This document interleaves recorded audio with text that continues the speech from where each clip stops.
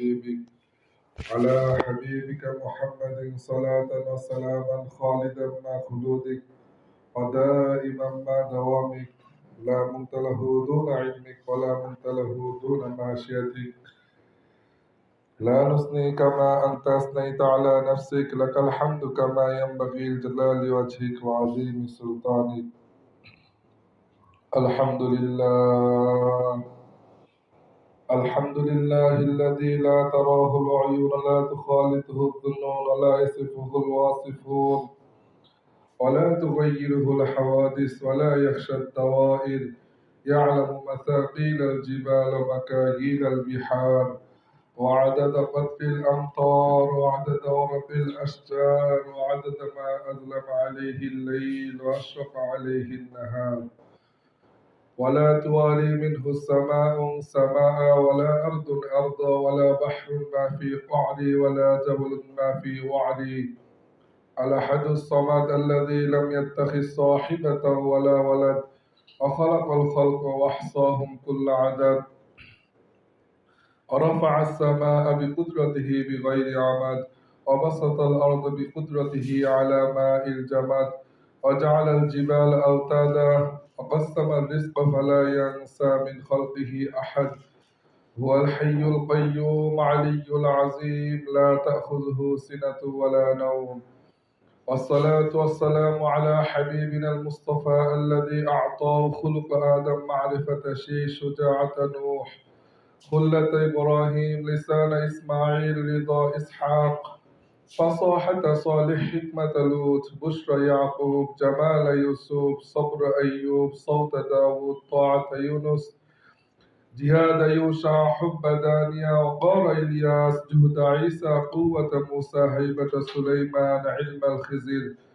صلى الله تعالى على خير خلقه محمد مظهر لطفه ونور عرشه سيدنا محمد وآله وأصحابه أجمعين وسلم تسليما كثيرا كثيرا أما بعد فأعوذ بالله من الشيطان الرجيم بسم الله الرحمن الرحيم يا أيها الرسول بلغ ما أنزل إليك وإن لم تفعل فما بلغت رسالته والله يعصمك من الناس والله لا يهدي القوم الظالمين وقال الله تعالى اتبعوا من لا يسألكم أجرا وهم مهتدون وقال الله تعالى يا أيها المدثر قم فأنذر وربك فكبر وثيابك فطهر وقال رسول الله صلى الله عليه وسلم لولا مشايخ رقع والشباب خشع والأطفال رتع والأنعام رتع لجعلت السماء حديدا والأرض صفصفا والتراب رمضا ما أنزلت من السماء قطرا وما أنبأت من الأرض حبا بل أنزلت عليكم العذاب سبا وقال رسول الله صلى الله عليه وسلم كن في الدنيا كأنك غريب أو عابر سبيل وقال علي رضي الله تعالى عنه من اعتمد على ماله فقد قل من اعتمد على سلطانه فقد غل من اعتمد على علمه فقد ضل من اعتمد على عقله فقد اختل من اعتمد على الله فلا ضل ولا قل ولا غل ولا اختل وقال رسول الله صلى الله عليه وسلم يا أبا سفيان جئتكم بكرامة الدنيا والآخرة أو كما قال عليه الصلاة والسلام বায়াদস্ত বুজুর্গ আমাদের সম্মানিত মা বোনেরা আল্লাহ সুবহানাহু ওয়া তাআলা আমাদেরকে অনেক দামি মজলিসে নিয়ে আসছেন আল্লাহ তাআলা আমি আগে যাই হই কিন্তু এখন আল্লাহ তাআলা আমাকে দামি বানাইতে চাইতেছেন আল্লাহ তাআলা যাকে দামি বানাইতে চায় তাকেই দামি মজলিসে নিয়ে আসে আর আমরা একটা নিসবতে আসছি সেটা হচ্ছে দাওয়াতে ইলাল্লাহর নিসবতে আমরা একত্রিত হয়েছি যেই নিসবতে আল্লাহ তাআলা নবী রাসূলদেরকে পাঠাইছেন দেখেন একটু চিন্তা ভাবনা করে নবী রাসূলদের কি কাজ ছিল তাদের একটাই কাজ ছিল ইন্না আরসালনা নূহান ইলা কওমিহি আন আনযির কওমাকা মিন ক্বাবলি আন ইয়াতিয়াহুম আযাবুন আলীম আল্লাহ তাআলা বলতেছেন, আমি নূহ আলাইহিস সালামকে পাঠাইছি তার কওমের কাছে, তার কাজ আমি এটাই দিছি, আন আনজির কওমাকা মিন ক্বাবলি, তোমার জাতিকে তুমি ভয় প্রদর্শন করো, কবরের ভয় প্রদর্শন করো, হাসরের ভয় প্রদর্শন করো, আজরাইল আলাইহিস সালাম আমার দুয়ারে একদিন দাঁড়াবে এটার ভয় প্রদর্শন করো। আমি আল্লাহ তাআলার সামনে ওয়া আম্মা মান খাফা মাকাম রাব্বিহি ওয়া নাহান নাফসা, আমি আল্লাহ তাআলার সামনে একদিন দাঁড়াবো এটার ভয় প্রদর্শন করো। আমার সামনে দুইটা রাস্তা, ফারিকুম ফিল জান্নাত ওয়া ফারিকুম ফিস সাঈর, হয়তো আমি জান্নাতের দলের অন্তর্ভুক্ত, হয়তো আমি জাহান্নামের দলের অন্তর্ভুক্ত, ওইটার জন্য তুমি তৈয়ারি করো তোমার উম্মতদেরকে। এই যে আল্লাহ তাআলা নবী, প্রত্যেকটা নবী রাসূলকে এই জন্যই এই দাওয়াতের কাজের দায়িত্ব দিয়েই পাঠাইছেন। নূহ আলাইহিস সালাম 480 বছর বয়সে নবুয়ত পেয়েছেন। 480 বছর বয়সে নূহ আলাইহিস সালাম নবুয়ত পেয়েছেন। এই পর্যন্ত নূহ আলাইহিস সালাম কোন দাওয়াতের কাজ করার কোনো ক্ষমতা রাখে নাই। যখন নূহ আলাইহিস সালাম নবুয়ত পাইছেন, এই নবুয়ত পাওয়ার জন্য নূহ আলাইহিস সালামের 480 বছর অপেক্ষা করতে হয়েছে। কারণ নবীরাও পর্যন্ত, যতক্ষণ পর্যন্ত আল্লাহ তাআলা তিনাদেরকে অনুমতি না দিতেন নবুয়তের কাছে, নবীয়ত মানে নবুয়তি যখন দিতেন, ওইটা হলো নবুয়তি কাজের কাজ করার পারমিট। প্রত্যেকটা নবীকে যখন আল্লাহ তাআলা নবুয়ত নবী বলে ঘোষণা দিয়েছেন, তখন থেকেই তো তিনারা নবুয়তের কাজ করা শুরু করছেন। এর আগে কিন্তু নবীরাও এই কাজ করার পারমিট পায় নাই।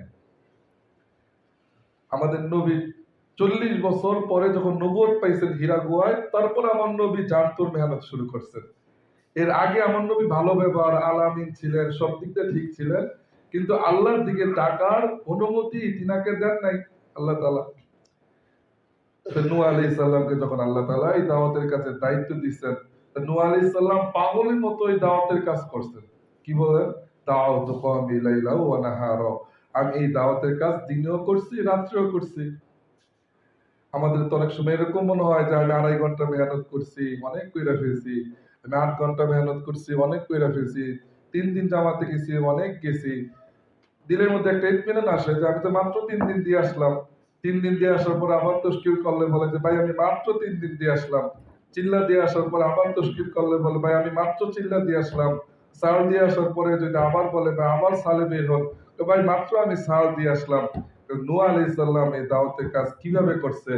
বলতেছে দিনে রাতে 24 ঘন্টা, বলতেছে দাওয়াতু কওমি লাইলা ওয়া নাহারা, দিন রাত 24 ঘন্টা আমি দাওয়াতের কাজ করছি।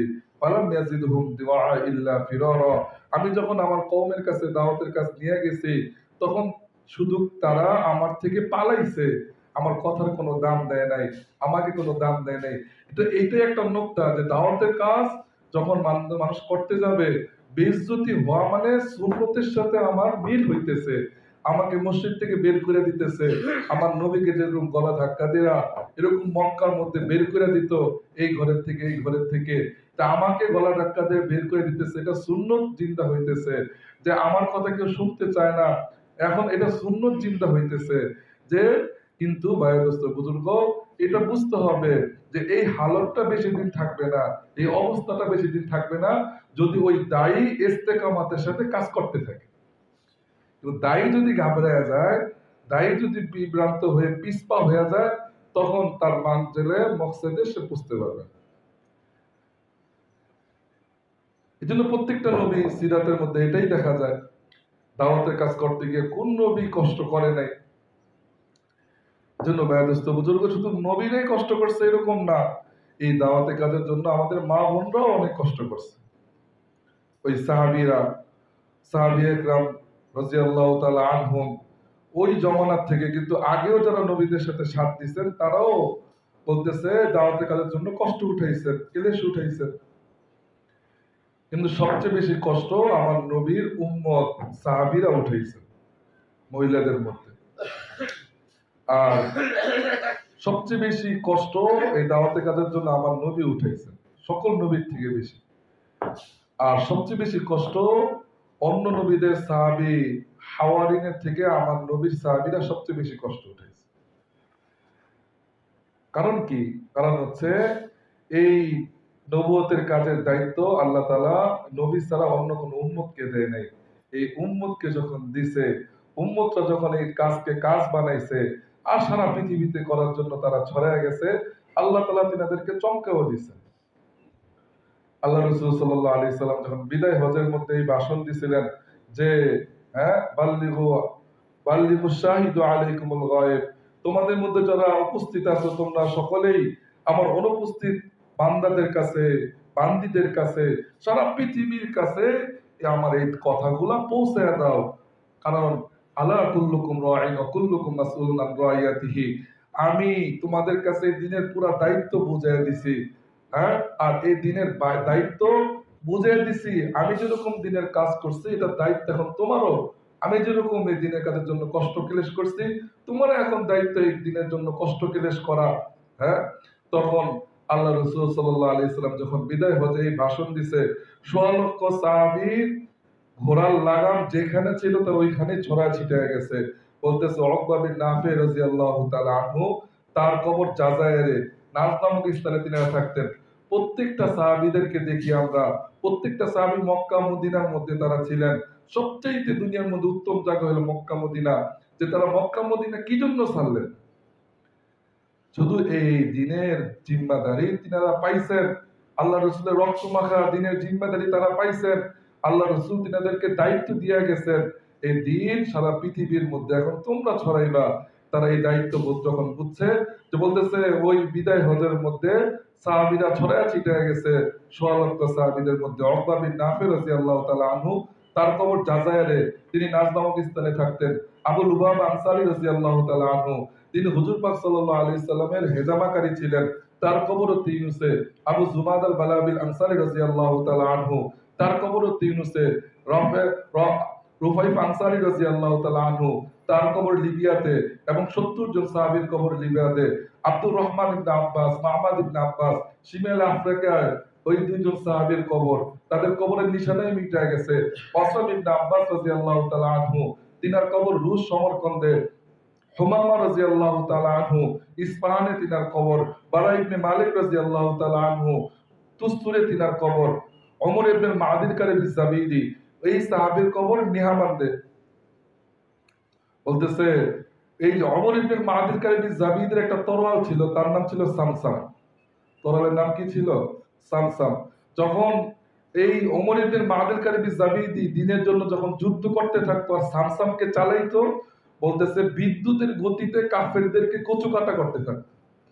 তিনার এই তরোয়ালের একটা প্রসিদ্ধ একটা খুবই নাম ছিল, এই তরোয়াল যখন যুদ্ধের মধ্যে উঠে কাফেররা তার সামনে যেতে পারে না, বাতাসের গতিতে চলতে থাকতো সামসাম। তো ওমর রাদিয়াল্লাহু তাআলা একদিন ডাক দিছে, হে ওমর ইবনে মাদিল কারিবি জাবিদি, তোমার তরোয়ালটা তোমার সামসামকে একটু দাও তো। তরোয়ালের নাম কি ছিল? সামসাম। সামসাম অর্থ হলো বিদ্যুতের গতিতে চলতে থাকা। তো বলছে তোমার সামসামকে একটু দাও তো। তোমার সামসাম অনেক প্রশংসা শুনছি, তোমার এই তরোয়াল নাকি যখন চালাইতে থাকো তোমার সামনে কোনো কাফের মুশরিক আসতে পারে না। তোমার তরোয়ালটা একটু দেখি তো, এটার মধ্যে কি বিশেষত্ব আছে। ওমর ইবনে মাদির কারিবি জাবিদি যখন ওমর রাদিয়াল্লাহু তাআলা আনহুকে তার তরোয়াল সামসামকে দিছে, তখন ওমর রাদিয়াল্লাহু তাআলা আনহু তরোয়ালকে ভালোমতো দেখতেছে। দেখার পরে বলছে, আরে এটা তো সাধারণ একটা তরোয়াল, এটার মধ্যে কোনো বিশেষত্ব দেখতেছি না। তখন ওমর ইবনে মাদির কারিবি জাবিদি একটা কথা বলছিলেন, বলছে, ইয়া আমিরুল মুমিনিন, তরোয়াল তো সাধারণ, কিন্তু এই তরোয়ালের দাঁত যে ধরে তার হাত আল্লাহ তাআলার কাছে খাস। সে যখন আল্লাহ তাআলার কাছে হাত উঠায়, আল্লাহ তাআলা তার হাতকে ফিরিয়ে দেয়। এজন্য এ আমিরুল মুমিনিন, সাধারণ তরল হইতে পারে, কিন্তু এই তরলের দাঁত তো আমি ধরি, আর আমার সাথে আল্লাহর একটা সম্পর্ক আছে। আমি যখন তরল নিয়ে দাঁড়াই তখন আমার সাথে আল্লাহ তাআলার নুসরত থাকে, আল্লাহ তাআলার সাহায্য থাকে। ভাইয়া দোস্ত বুজুর্গ, মুসলমান তো এরকম ছিল। মুসলমান যখন দাঁড়াইতো কাফেরদের সামনে, কাফেররা বলতো যে আসতেছে এখন, হ্যাঁ, খালিদ বিন ওয়ালিদ আসতেছে। খালিদ বিন ওয়ালিদ রাদিয়াল্লাহু তাআলা আনহুর নাম যখন শুনতো কাফেররা, যে এই যুদ্ধে খালিদ বিন ওয়ালিদ আসতেছে, কাফেররা বলতো এই যুদ্ধে কোশ্চিন কালো, হ্যাঁ, এই যুদ্ধে কোশ্চিন কালো যে বিজিত জয় হওয়া সম্ভব না। খালিদ বিন ওয়ালিদ সে আসতেছে, তার ব্যাপারে আল্লাহ রাসূল সাল্লাল্লাহু আলাইহি সাল্লাম দোয়া করে গেছে। আর খালিদ হুয়া সাইফুল্লাহ, খালিদ হচ্ছে আল্লাহ তাআলার তরোয়াল। মান নাকাযা হাযা, এই তরোয়ালকে কেউ কোনোদিন ভাঙতে পারবে না। দোয়া করে গেছে। তো ওমর ইবনে মাদির কারিবি জাবিদি ওনার কবরও নিহামান্দে, নুমান ইবনে মুকাররিন মুসানি রাদিয়াল্লাহু তাআলা আনহু ওনার কবরও নিহামান্দে। যখন নিয়ামান দেশ জয় হইছে, জয় হওয়ার পরে যখন নুমান ইবনে মুকাররিন মুসানি রাদিয়াল্লাহু তাআলা আনহুর লাশকে ওমর রাদিয়াল্লাহু তাআলা আনহুর সামনে নিয়ে আসা হয়েছে, ওমর রাদিয়াল্লাহু তাআলা আনহু অজরে কাঁদতেছিল আর বলতেছিল, নিয়ামান দেশ আমার দরকার নাই, আমার নোমানকে দরকার। এক দেশ জয় হয়ে গেছে, ওমর রাদিয়াল্লাহু তাআলা আনহু বলতেছে আমার দেশ দরকার না, আমার নোমানকে আমার দরকার। এই নোমান রাদিয়াল্লাহু তাআলা আনহু কোন সাহাবী ছিল? যে হুজুর পাক সাল্লাল্লাহু আলাইহি সাল্লাম যে মেরাজে যখন গেছে, যাওয়ার পরে মেরাজের থেকে আসার পরে বলতেছে, হে নোমান, আইয়ু আমালিন আমালতা, কি এরকম আমল করছো? আনা আসমাউ তিলাওয়াতাল কুরআন ফি আখনাফিল জান্নাহ, জান্নাতের কোনায় কোনায় আমি তোমার কোরআনে পাকের তেলাওয়াতের আওয়াজ শুনছি। হ্যাঁ, দুনিয়াতে তেলাওয়াত করছে, ওইখানে আল্লাহ তাআলা জান্নাতে সকল জান্নাতবাসীকে শুনাইতেছে, জান্নাতের কোনা কোনার থেকে এরকম মুসিকির আওয়াজের মতো তার তেলাওয়াতের আওয়াজ বাজতেছে। তো নোমান ইবনে মুকাররিন মুজানি রাদিয়াল্লাহু তাআলা আনহু তখন বলছিলেন, ইয়া রাসূলুল্লাহ, এরকম কোন আমার কাছে আমল নাই, কিন্তু একটা আমি বলতে পারি, আমার মা আমার প্রতি রাজি, আমার মা আমার প্রতি খুশি। তিনি মার কেমন খেদমত করত বলতেছে, যখন তিনার মা ঘুমাইতে যাইতো, হ্যাঁ, তিনার মার মাথায় তেল দিয়ে দিত, মার মাথা আশ্রয় দিত, মা যখন ঘুমাইতে যেত মার পাও টিপা দিত, হ্যাঁ, মার যত খেদমত আছে বলার আগেই করত। যদি কোনোদিন তার মা তাকে বলতো নুমান, একটা কোনো কথা বলতো না বুঝলে তার মাকে জিজ্ঞাসা করতো না যে মা উম্মি মা ফাহিম তো কুল্লি মাররাতান সানিয়া, মা কথাটা বুঝি না দ্বিতীয়বার বলেন, মাকে বলতো না। কারণ মা যদি আবার কষ্ট পায় তার বিবিকে বলতো, বিবি আমার মা কি বলছে তুমি একটু আমাকে বুঝায় বলো, আমি বুঝি নাই।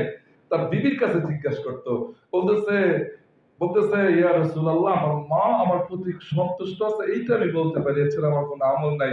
আল্লাহ রাসূল সাল্লাল্লাহু আলাইহি সাল্লাম বলছে, এই আমলের কারণে যে তোমার মা তোমার উপরে খুশি, এই যে তোমার মা তোমার উপরে সন্তুষ্ট, এই কারণেই আল্লাহ তাআলা তোমার মর্যাদা এত বাড়ায় দিয়েছে।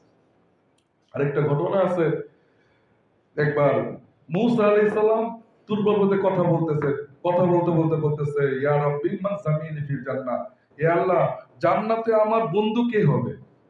জান্নাতে আমার জান্নাতি আমার সাথে সবসময় থাকবে কে? তখন আল্লাহ তাআলার জবাবে বলতেছিলেন, মুসা জামিলুকা কত্তাউল্লাহ, একটা গোশত বিক্রেতা তোমার জান্নাতে তোমার বন্ধু হবে। মুসা আলাইহিস সালাম ঘাবড়ে গেছে, ঘাবড়ানোর বিষয়, কারণ মুসা আলাইহিস সালাম তো জবাব শোনার আশায় ছিল যে যুগ শ্রেষ্ঠ কোন ওলি আল্লাহ বা কোন একটা বড় নবী, উনি বড় নবী ছিলেন, চার নবীর মধ্যে এক নবী মুসা কালিমুল্লাহ। কিন্তু কি বললো যে একটা কসাই জান্নাতে তোমার বন্ধু হবে। তো মুসা আলাইহিস সালাম বলতেছে, আল্লাহ বুঝলাম না বিষয়টা, যে আতি উনওয়ানাহু, যে আল্লাহ আপনি তার ঠিকানাটা একটু দেন, আনা রাআইতুহু আমালাহু, আমি তার আমলটা একটু দেখে আসি। তা আল্লাহ তাআলা তার ঠিকানা দিয়েছে আর বলছে, যাও ইযহাব যালিকাল মাকান, এই ঠিকানা দিয়েছে মুসা, তুমি যাও ওখানে দেখে আসো সে কি আমল করে।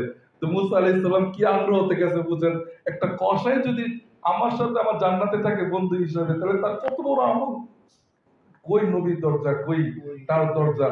হ্যাঁ, তো মুসা আলাইহিস সালাম গেছে, যাওয়ার পর ওই গ্রামে গেছে, ওই লোক তো মুসা আলাইহিস সালামকে চিনে না। তো তিনি তো মুসা আলাইহিস সালাম তো তার কাছে খাওয়া আর থাকার জন্য যায় নাই, এই উদ্দেশ্যেই গেছে তার আমল দেখার জন্য।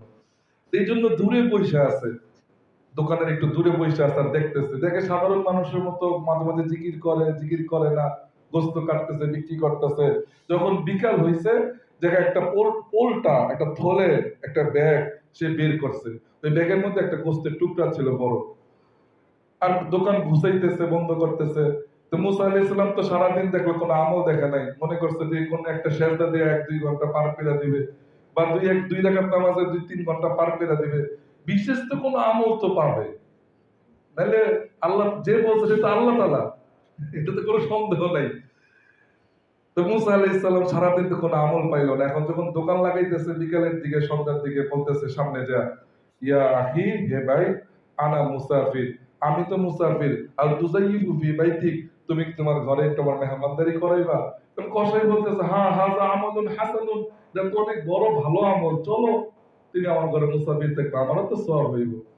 তো মুসা আলাইহিস সালাম তো থাকার জন্য আর খাওয়ার জন্য যাইতেছে না, এই জন্য যাইতেছে যে সারাদিন তো কোনো আমল দেখি নাই, রাত্রে কোনো বিশেষ আমল থাকে। তো মুসা আলাইহিস সালাম যে এখন তার ঘরের সামনে একটা জায়গায় বসে আছে আর দেখতেছে কি আমল করে। দেখে ওই লোক যাওয়ার পরে প্রথমে ঘরে গেছে, যাওয়ার